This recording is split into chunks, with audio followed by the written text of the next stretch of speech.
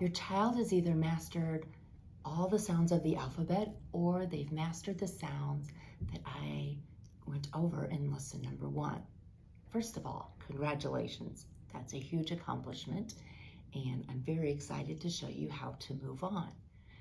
In the second lesson, we are going to work on blending. I'm going to go through all the sounds we're blending, and then I'm going to talk to you about it a little.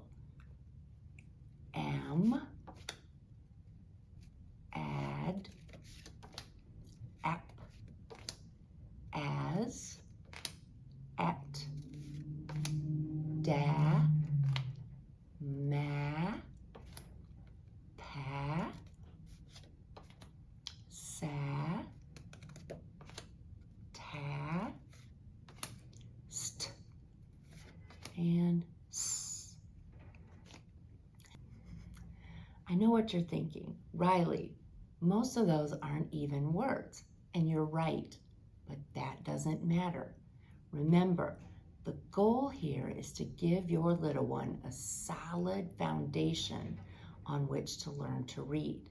And by teaching your little one to recognize these sounds together, it's going to make it easier when we get to bigger words.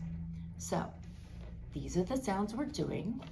These are only blending all the letters we've learned. And this is how you do it. You teach a, or you could ask your child, tell me what sounds they make, and have them point to the dots. A, and then say, that's right, now let's do it faster. Am. Have them slide their finger from one dot to the other. And just like you did before, go through all of these until they can do them lickety-split really fast. Now, the only one that you may be wondering is this one.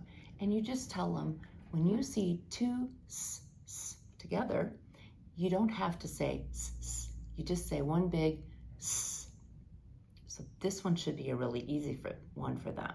So that's why I leave it for last, because they'll be catching on, and then this one will be easy for them. So it's a nice way to end the lesson. Thank you.